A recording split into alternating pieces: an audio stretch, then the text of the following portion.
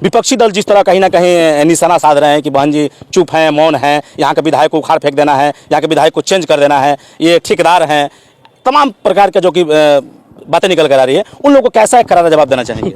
देखिए, ठेकेदार हो क्या हो, इससे पहले अभी तक तो हम बताएं कि इससे पहले आज तक बसपा को छोड़ के विधानसभा रचना में किसी का विधायक बना नहीं। 6 बार से लगातार हमारी बसपा का विधायक है और आने वाला समय भी बसपा का विधायक होगा।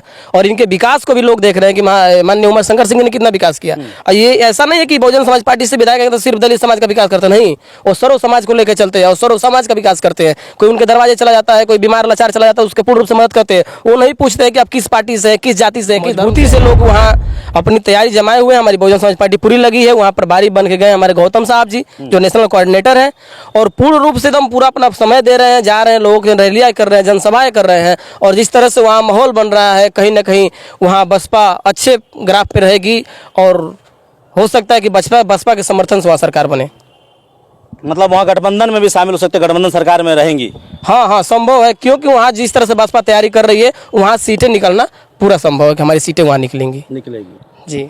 तो बताते चले कि कहीं ना कहीं गर्मजोशी देखने से मालूम पड़ता है कि युवा जग गए हैं और खासकर बहुजन जग गया है और 27 में बहन जी की सरकार अवश्य आएगी। ये मैं नहीं कह रहा हूँ, पूरा बहुजन समाज के लोग कह रहे हैं। और बहुजन समाज पार्टी की रणनीति जिस तरह कायम है धरातल पे, वो दिखाई दे रहा है कि फिर से 4 बार के बाद 5वीं बार मुख्यमंत्री के रूप में देखी जाएंगी बहन कुमारी मायावती। विपक्षी दल जिस तरह कहीं ना कहीं निशाना साध रहे हैं कि बहन जी चुप हैं, मौन हैं, यहाँ के विधायक को उखाड़ फेंक देना है, यहाँ के विधायक को चेंज कर देना है, ये ठेकेदार हैं, तमाम प्रकार के जो कि बातें निकल कर आ रही है, उन लोगों को कैसा एक करारा जवाब देना चाहेंगे? देखिए, ठेकेदार हो क्या हो, इससे पहले अभी तक तो हम बताएं कि इससे पहले आज तक बसपा को छोड़ के विधानसभा रचना में किसी का विधायक बना नहीं। 6 बार से लगातार हमारी बसपा का विधायक है और आने वाला समय भी बसपा का विधायक होगा। और इनके विकास को भी लोग देख रहे हैं कि माननीय उमा शंकर सिंह ने कितना विकास किया। और ये ऐसा नहीं है कि बहुजन समाज पार्टी से विधायक है तो सिर्फ दलित समाज का विकास करते नहीं, वो सर्व समाज को लेकर चलते हैं और सर्व समाज का विकास करते हैं। कोई उनके दरवाजे चला जाता है, कोई बीमार लाचार चला जाता है, उसके पूर्ण रूप से मदद करते हैं। वो नहीं पूछते हैं कि आप किस पार्टी से, किस जाति से, किस धर्म से हैं। वो किसी जाति धर्म से, किसी पार्टी से हो, सबका निस्वार्थ भाव से मदद करते हैं।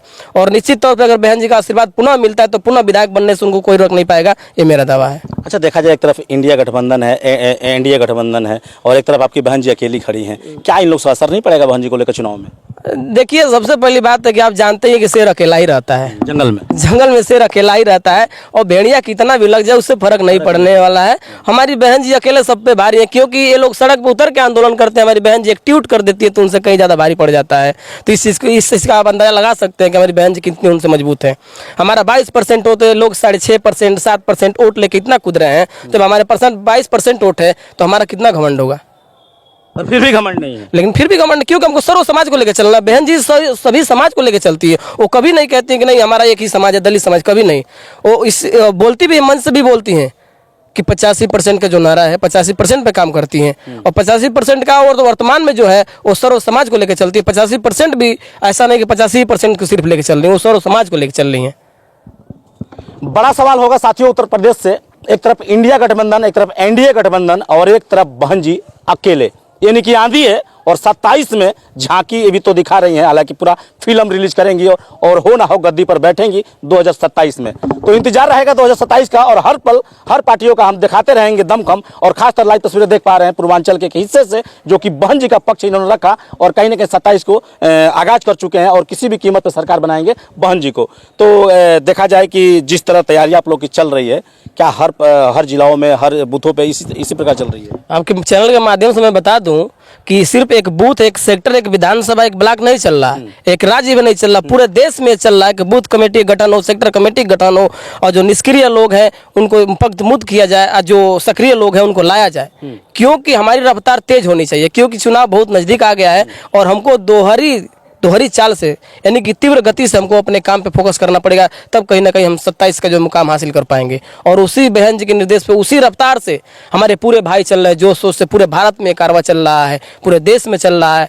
और एक ही लक्ष्य हमारा है कि 27 में माननीय बहन जी को 5वीं बार मुख्यमंत्री बनाना है। हमने कई बड़ी रैलियों में बहन जी को देखा है कि स्टार्टिंग में 2 घंटे आने से पहले बहन जी के वो टेंट खाली रहता है, जैसे 15 या 20 मिनट हेलीकॉप्टर उतरने वाला होता है तो पूरा लाखों से भर जाता है। कैसे अजूबा हो जाता है तुरंत ही?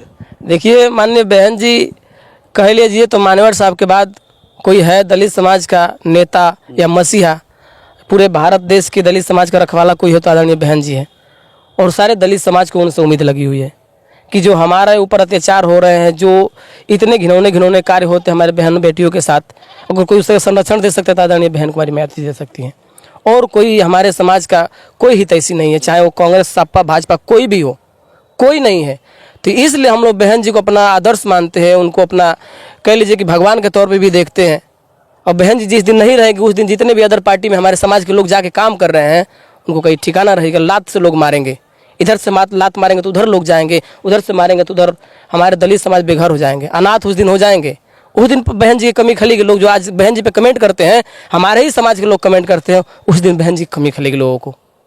तब उनको याद आया कि हाँ बहन जी थी तो हमारे ऊपर कितना उनका आशीर्वाद था और कैसे हम लोग संरक्षण में रहते थे, खुल के अपनी बात को रखते थे मीडिया के माध्यम से, जैसे भी थाने पदर में अपनी बात को रख लेते थे। जिस दिन बहन जी नहीं रहेगी, जिस दिन हमारी बहुजन समाज पार्टी नहीं रहेगी, उस दिन हम लोग कहीं के नहीं रहेंगे। क्या लग रहा है कि बलिया में, रसड़ा में देखा जाए, उमाशंकर सिंह विधायक इकलौते आपके विधायक हैं पार्टी से, जिस तरह आवाज़ उन्होंने सदन में लगाया सूता मिल को लेकर, गन्ना मिल को लेकर, उन्होंने आवाज़ यहाँ तक भी लगाया कि मेरी ज़मीनें हैं, मेडिकल कॉलेज बन जाए, तरह तरह की व्यवस्थाएं उन्होंने बताया सदन में। तो कहीं ना कहीं क्या लग रहा है कि अगर बहन जी आती हैं तो ये सूता मिल, गन्ना मिल जो है कि चालू हो पाएगी या नहीं? निश्चित तौर पे होगा। देखिए, पहली बात तो उमाशंकर सिंह जी जो बात रखे हैं वो सराहनीय है और उससे सर्व समाज का विकास होगा, पूरे विधानसभा का विकास होगा, न किसी एक समुदाय का विकास होगा।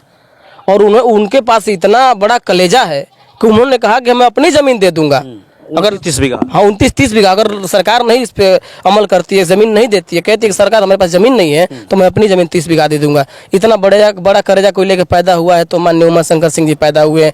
अभी वर्तमान में सपा के सांसद हैं, वो कह दे कि मैं 2 बीघा ज़मीन दे दूंगा बाबा साहब के नाम पे, सवाल पैदा नहीं है। क्योंकि जितने सपाई लोग हैं ये सभी के सभी दलित विरोधी हैं, बाबा साहब विरोधी हैं, संविधान विरोधी हैं। ये क्या दलित का भला करेंगे? बड़ा सवाल साथियों, देखा जाए तो बातें कुछ ज़मीनी है, हकीकत भी है। हालांकि ये मैं नहीं कह रहा हूँ, ये बीएसपी के लीडर, नेता, युवा नेता कहते हुए थकते नहीं है इस बातों को। जो सच्चाई है, सच्चाई छुप नहीं सकती है बनावट के असूलों से और खुशबू आ नहीं सकती है कागज़ के फूलों से।